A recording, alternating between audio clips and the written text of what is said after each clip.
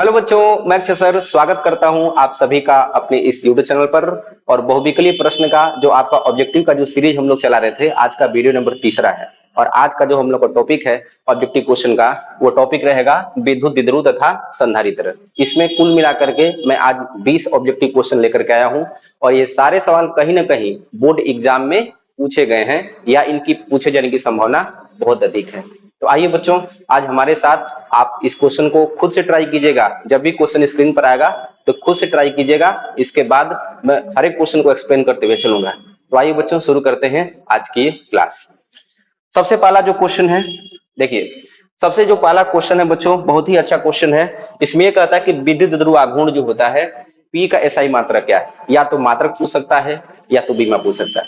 तो सबसे पहले अगर हम बात करते हैं बच्चों की विद्युत ध्रुव, ठीक है। तो विद्युत ध्रुव क्या होता है बच्चों? विद्युत ध्रुव बनाने के लिए दो समान परिमाण के, जैसे यहाँ पर माइनस क्यू है और यहाँ पे क्या होगा बच्चों, प्लस क्यू हो गया। दो समान परिमाण के विपरीत आवेश होते हैं, एक निगेटिव होगा तो एक क्या होगा, पॉजिटिव होगा। लेकिन दोनों का परिमाण क्या होना चाहिए, समान होना चाहिए। इनके बीच की दूरी अल्प होनी चाहिए, यानी 2l डिस्टेंस यहाँ पर लिया जाता है। तो जो आपका विद्युत ध्रुव आघूर्ण जो होता है, वो किसी भी एक आवेश का, दोनों में से कोई भी एक आवेश ले लीजिए। तो चलिए हमने एक आवेश क्यू ले लिया और इनके बीच की दूरी के गुणनफल क्या होता है बच्चों, बराबर होता है। ये सदिश राशि है, यानी यहां से फाइनली हम लोग का पी बराबर कितना होता है बच्चों, 2q होता है। तो ये तो फॉर्मूला हो गया, ठीक है। अब देखिए, सदिश राशि है तो इसमें क्या होगा, इसका दिशा भी होगा, उसके बारे में भी हम लोग देख रहे हैं बच्चों। यहाँ पे देखिए, ये क्या है, एक आवेश है और यहाँ पे क्या है, 2l, यानी क्या है, लंबाई है। यानी जब मात्रक की बात किया जाएगा तो मात्रक में हम लोग को क्या चाहिए, एक आवेश चाहिए, ठीक है। देखिए, आवेश का मात्रक चाहिए और एक किसका चाहिए बच्चों, हम लोग का लंबाई का मात्रक चाहिए। तो आवेश का मात्रक क्या होता है बच्चों, कूलम होता है।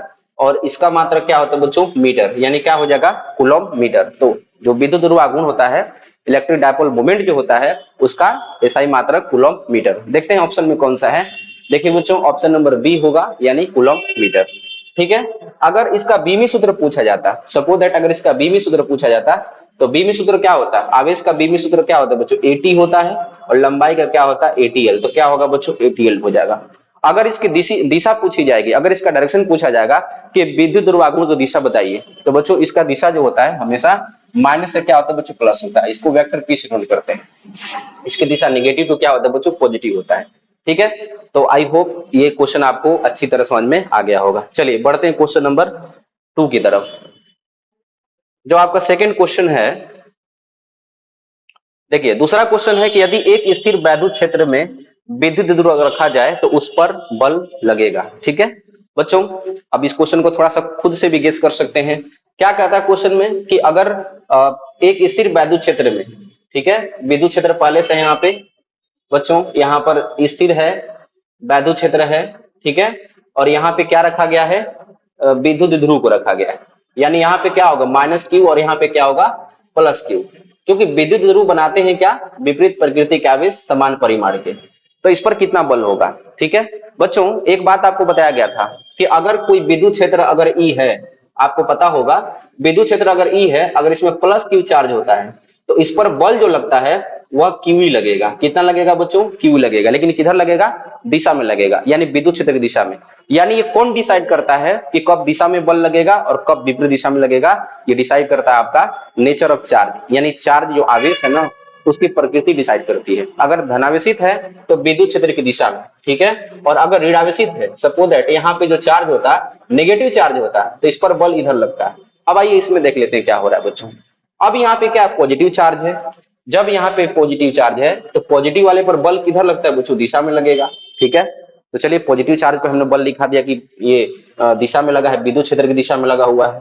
और अगर नेगेटिव चार्ज होता है तो इसमें क्या लगेगा बच्चों, इसके विपरीत दिशा में बल लगेगा।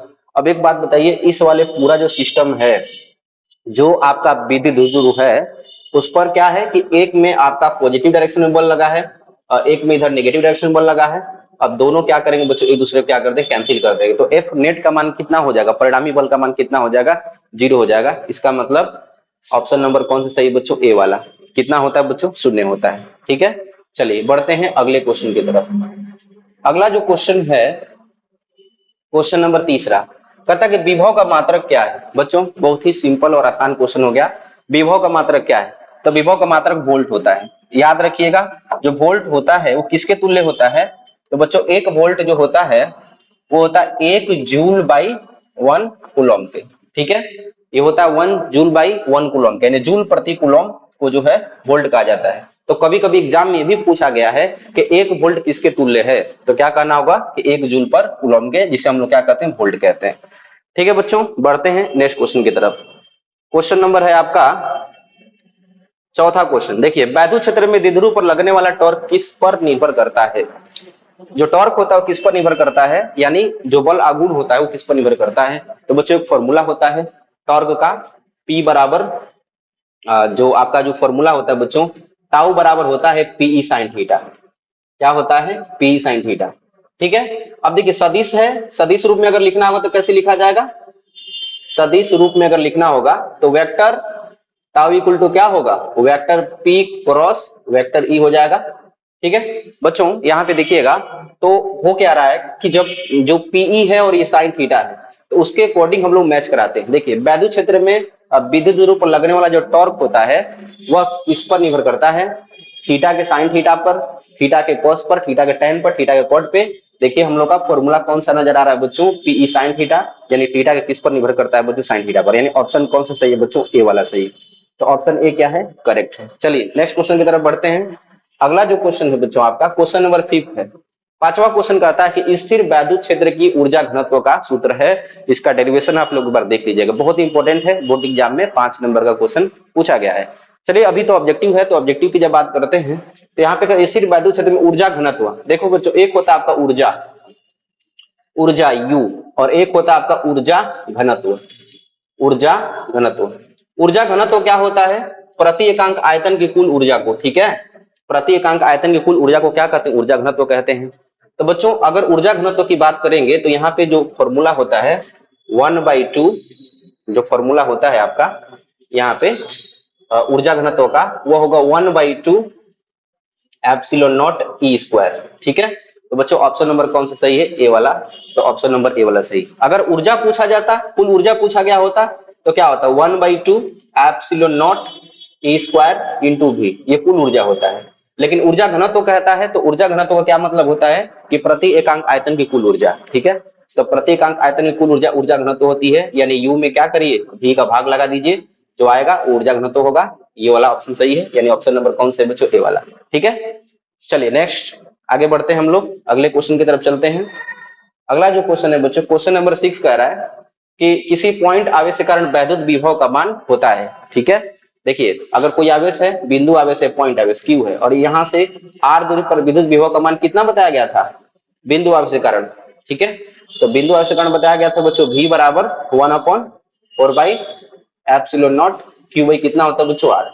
तो इसका मतलब क्या है कि यहाँ पे जो है इस ये जो नियतांक है उसको क्या जूम किया गया है, के क्यू बाई आर। अब देख लिए कौन सा ऑप्शन मैच कर रहा है, तो ऑप्शन नंबर कौन सही बच्चों, ए वाला। ठीक है, नेक्स्ट क्वेश्चन की तरफ बढ़ते हैं बच्चों। अगला क्वेश्चन है आपका क्वेश्चन नंबर 7वां है।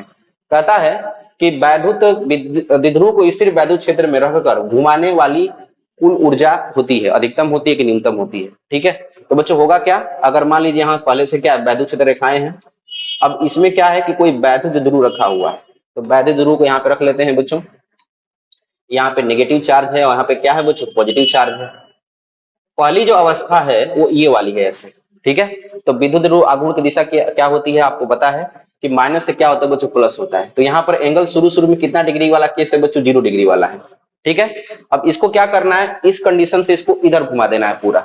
ठीक है, अभी 0 डिग्री से कितना तक लेके चले जाना है बच्चों, 180 डिग्री तक लेके चले जाना है। तो अब ऑप्शन के अकॉर्डिंग हम लोग चेक करते हैं, मान पूछा होता तो मान के अकॉर्डिंग बात करते, लेकिन ऑप्शन के अकॉर्डिंग देख लीजिए यहाँ पे क्या न्यूनतम होगा, अधिकतम होगा, शून्य होगा, अनंत होगा। तो इस केस में बच्चों क्या होता है, अधिकतम होता है, क्योंकि यहाँ पे ऊर्जा क्या है, न्यूनतम है। ये स्टेबल वाला केस है, और किसी भी चीज को जो स्टेबल होता है ना उसको हिलाने डुलाने में क्या लगता है, बहुत ज्यादा वर्क करना पड़ता है। तो यहाँ पे कार्य क्या करना पड़ेगा, ज्यादा करना पड़ेगा, क्योंकि अस्थायी अवस्था में वह ऊर्जा न्यूनतम है। तो बच्चों यहाँ पे कितना होगा, अधिकतम कार्य करना पड़ेगा। ठीक है बच्चों, चलिए बढ़ते हैं नेक्स्ट क्वेश्चन की तरफ। क्वेश्चन नंबर 8वां है, कहता है यदि प्लेट्स के बीच डाइलेक्ट्रिक सामग्री डाली जाए तो धारिता क्या होती है बच्चों, बढ़ती है, घटती है, अपवर्तित रहती है, समाप्त हो जाती है। तो बच्चों इसका सही ऑप्शन कौन सा बच्चों, ए वाला। यानी प्लेटों के बीच में अगर डाइलेक्ट्रिक मीडियम डाला जाएगा तो उसकी धारिता क्या होती है बच्चों, बढ़ जाती है। देखिए धारिता को प्रभावित वाले कारकों को लिखे, एग्जाम में क्वेश्चन पूछा जाता है तो धारिता को प्रभावित करने वाला कारक क्या क्या हो सकता है? पहला प्लेटों के बीच की क्या होता है बच्चों? दूरी। प्लेटों को क्या होता है बच्चों? क्षेत्रफल होता है। इसके बाद आपने डाइलेक्ट्रिक मीडियम जो रखते हैं उस पर निर्भर करता है। यही तीन कारक है जिस पर निर्भर करती है। अगर प्लेटों के बीच की दूरी को अगर हम लोग घटा देते हैं तो बच्चों धारिता का मान क्या होता है? बढ़ जाता है। और अगर प्लेटों के बीच की दूरी का अगर मान बढ़ा देते हैं तो धारिता का मान क्या होता है बच्चों? घट जाता है। दूसरा क्षेत्रफल होता है। क्षेत्रफल जितना बड़ा रहेगा उतनी उसकी धारिता क्या होगी? अधिक होगी। इसके बाद डाइलेक्ट्रिक, देखिए ये वाला, अगर आप डाइलेक्ट्रिक मीडियम डाल देते हैं तो धारिता क्या होती है? बढ़ जाती है। ठीक है बच्चों, तो ऑप्शन नंबर कौन सही है? ए वाला, बढ़ जाएगी। चलिए नेक्स्ट क्वेश्चन की तरफ चलते हैं हम लोग। अगला जो क्वेश्चन है, विभव और वैद्युत क्षेत्र की तीव्रता में संबंध। ध्यान से बच्चों, एक क्वेश्चन बहुत इंपॉर्टेंट है। विभव प्रवणता एक टॉपिक बताया गया था। विभव प्रवणता ई बराबर होता है minus D by D R. ठीक है। अच्छा, इसके अकॉर्डिंग जब बात करिएगा तो तीव्रता का मात्रक होता है, जैसे विभव है तो विभव का मात्रक क्या होता है कुछ? वोल्ट होता है। और दूरी का मात्रक क्या होता है? मीटर। तो वोल्ट प्रति मीटर भी मात्रक होता है। ठीक है, ये चीज मैं बताया था पिछले वाले वीडियो में। अब देखिए यहाँ पे क्या कहता है कि ये संबंध होगा, यही संबंध होता है, क्योंकि बताया गया था विद्युत क्षेत्र की दिशा में जाने पर विद्युत विभव का मान घटता है। तो देखिए विद्युत क्षेत्र की दिशा में जाने पर कौन सा शो कर रहा है बच्चों? आपका ए वाला। तो ऑप्शन कौन सा सही है बच्चों? ए वाला ऑप्शन सही है। चलिए नेक्स्ट क्वेश्चन की तरफ बढ़ते हैं बच्चों आगे। अगला जो क्वेश्चन है आपका 10वां क्वेश्चन नंबर है, कहता है विद्युत ध्रुव आघूर्ण के लिए निम्न में कौन सा सही है? बच्चों आते ही ये क्वेश्चन बताए थे, शुरू शुरू में ही मैंने बता रखा था कि आवेश गुणे बीच की दूरी यानी 2QL।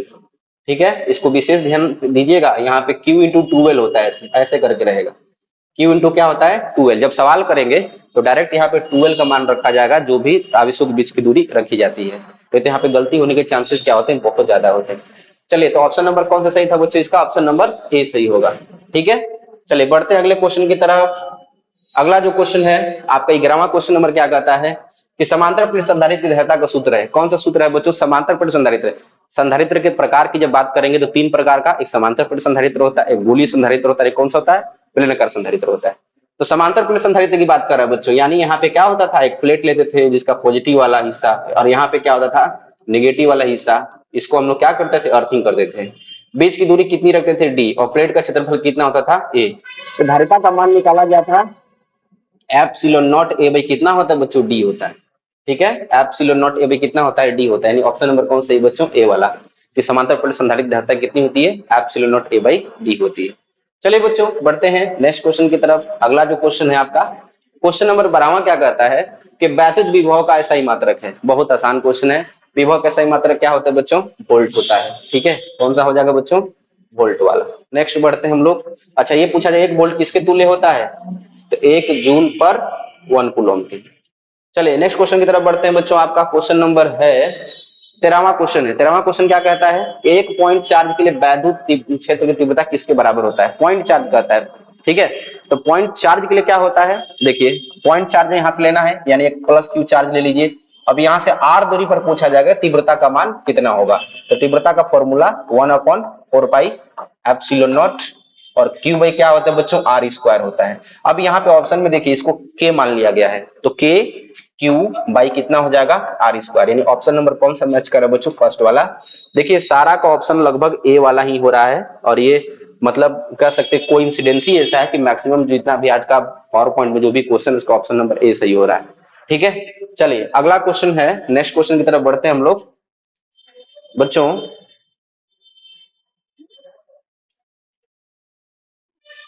चलिए अगला क्वेश्चन नंबर है आपका 14वां क्वेश्चन नंबर है। कहता है कि डाइलेक्ट्रिक सामग्री का क्या प्रभाव होता है? बताइए। ये क्वेश्चन देखिए रिपीट हो रहा है। धारिता का मान में वृद्धि हो जाती है। डाइलेक्ट्रिक सामग्री रख देते हैं प्लेटों के बीच में तो धारिता का मान क्या होता है बच्चों? बढ़ जाता है।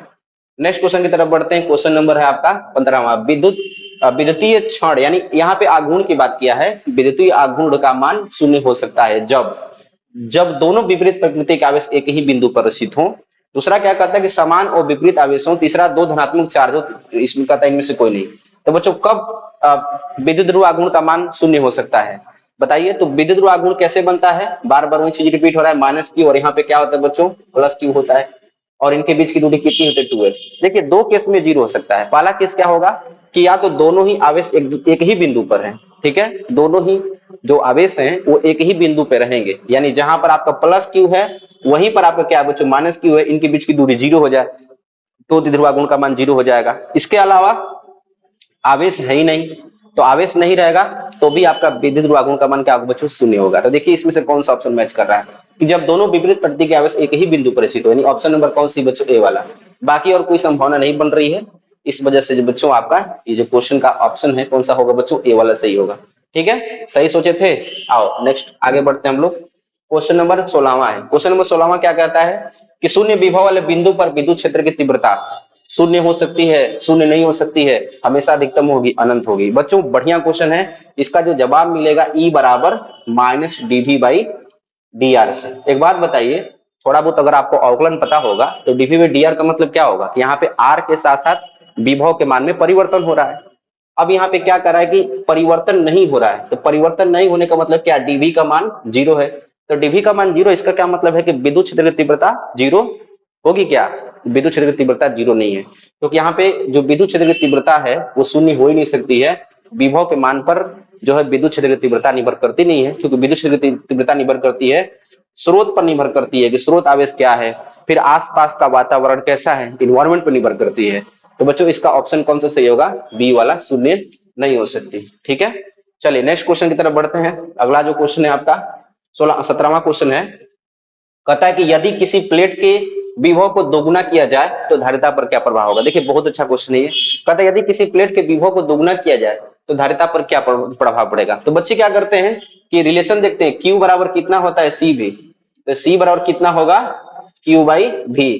अब यहाँ पे क्या करेंगे कि क्या कहते हैं बच्चों, विभव को दोगुना किया यानी 2V हो गया, तो उनको क्या लगता है कि हाफ हो जाएगा, जो कि ऑप्शन क्या बच्चों गलत हो जाएगा। ऐसा नहीं होता है, आधा नहीं होगा। देखिए जो धारिता होता है ना वो स्पेसिफिक प्रॉपर्टी होती है, एक गुण होता है, क्या करने का गुण होता है, तो आवेश को संग्रहित करने का गुण होता है। ठीक है, मतलब क्षमता होती है, कह सकते हैं आप कि आवेश को संग्रहित करने की क्षमता होती है। अगर आप क्षमता को बढ़ाना चाहते हैं या परिवर्तित करना चाहते हैं तो बच्चों तीन ही चीज पर डिपेंड कर सकती है। पहला, या तो प्लेटों के बीच की दूरी पर, ठीक है, दूसरा प्लेटों के क्षेत्रफल पर, और तीसरा इनके बीच के जो माध्यम जो स्थित होता है उसी पर निर्भर करती है। अगर इन तीनों को चेंज नहीं कीजिएगा तो धारिता चेंज नहीं होगी। अब देखिए हमने क्या किया है, विभव को चाहे दुगुना करें, चाहे आधा करें, चाहे 150 गुना करें, चाहे जितना भी करें, विभव पर धारिता का मान निर्भर करता ही नहीं है। इसी वजह से इसका ऑप्शन नंबर कौन सा सही होगा, अपरिवर्तित, यानी कोई परिवर्तन नहीं होगा, क्योंकि धारिता एक अलग चीज हो गई। उसको अगर परिवर्तित करना है, ये तीन कारक को आप चेंज करिए। ठीक है, और रिलेशन कैसा था बता चुके थे। ठीक है, समानुपाती, व्युत्क्रमानुपाती, फिर यहाँ पे क्या होता है बच्चों, समानुपाती होता है माध्यम पर। चलिए अच्छा क्वेश्चन था। ओके नेक्स्ट अगला क्वेश्चन है बच्चों 18वां क्वेश्चन है। कहता कि एक स्थिर वैद्युत क्षेत्र में द्विध्रुव आघूर्ण का मान अधिकतम कब होता है। द्विध्रुव आघूर्ण का मान अधिकतम कब होता है। तो बच्चों द्विध्रुव आघूर्ण का जो आपका सूत्र होता है, टाउ बराबर क्या होता है, पी साइन थीटा। ठीक है, पी साइन थीटा, थोड़ी बहुत मैथ आती होगी। अब थीटा का मान दिया तो थीटा की वैल्यू रख के देख लीजिए आप, जीरो पर कितना होगा, जीरो हो जाएगा। 90 डिग्री जब रखेंगे तो क्या होगा मैक्सिमम, क्योंकि साइन थीटा का अधिकतम मान कितना होता है, +1 होता है। और +1 बनाने के लिए थीटा का यहाँ पे एंगल कितना रखना पड़ेगा, 90 डिग्री, यानी ऑप्शन नंबर कौन से होगा बच्चों, बी वाला। ठीक है, तो जब थीटा का मान कितना होगा, 90 डिग्री होगा, तब जाकर के ये अधिकतम होगा। चलिए 19वां क्वेश्चन नंबर क्या कहता है कि यदि कूलम्ब बल को आधा किया जाए तो चार्ज के बीच की दूरी कितनी होगी। ठीक है बच्चों, देखिए ये क्वेश्चन क्या है, कूलम्ब के नियम पर आधारित है। क्वेश्चन के अकॉर्डिंग जब चला जाए तो ए बराबर के Q1 Q2 by are square. अब क्या कहता है कि आधा कर दीजिए, तो आधा करने पे क्या होगा, मतलब दूसरा कंडीशन क्या होगा कि बल को आप आधा कर दीजिए, तो यहाँ पे के Q1 Q2 बाई कितना होगा बच्चों, आर स्क्वायर हो जाएगा इस वाले केस में। तो अब यहाँ पे कितना गुना हो जाएगा, तो जब आप इसको करिएगा, जब इसको करके देखिएगा तो यहाँ से आता है बच्चों √2 गुना। ठीक है, अब √2 गुना ऑप्शन में है ही नहीं, इसका मतलब कौन सा ऑप्शन, डी वाला सही है। ठीक है, इस क्वेश्चन को थोड़ा सा सॉल्व करेंगे तो √2 गुना हो जाएगा। ठीक है बच्चों, आइए नेक्स्ट क्वेश्चन की तरफ बढ़ते हैं। 20वां क्वेश्चन है कि विद्युत ध्रुव को विद्युत क्षेत्र की विपरीत दिशा में घुमाने में किया गया कार्य। तो बच्चों सेम क्वेश्चन है, कितना होता है बच्चों, अधिकतम होता है। विद्युत क्षेत्र के विपरीत दिशा में घुमाने में कितना कार्य होता है बच्चों, अधिकतम होता है। ये क्वेश्चन रिपीट हुआ है। तो बच्चों इस प्रकार से आज टोटल कुल मिलाकर के जो है आपका 20 क्वेश्चन जो है ऑब्जेक्टिव क्वेश्चन इस टॉपिक पर मैंने आपको कराया है। और कल जो है अगले चैप्टर से जो मैं ऑब्जेक्टिव क्वेश्चन लेकर के आऊंगा। आज का ये वीडियो नंबर 3 आपको कैसा लगा, आपको सारे कॉन्सेप्ट जो ऑब्जेक्टिव है वो समझ में आए कि नहीं, आप कमेंट बॉक्स में कमेंट कीजिएगा। बच्चों यदि आप इस चैनल पर पहली बार विजिट कर रहे हैं तो आप इस चैनल को सब्सक्राइब कर लीजिए, इस वीडियो को लाइक कीजिए, कमेंट कीजिए, शेयर कीजिए। बच्चों, मेरे एक छोटे से प्रयास से अगर बोर्ड एग्जाम में आपका 2 से 3 नंबर भी बढ़ जाता है तो मैं मानूंगा कि मेरा यह प्रयास आप सभी के लिए सफल। चलिए बच्चों, मिलते हैं एक नए वीडियो में एक नए टॉपिक के साथ। तब तक के लिए आप अपना ख्याल रखिए। बहुत बहुत धन्यवाद।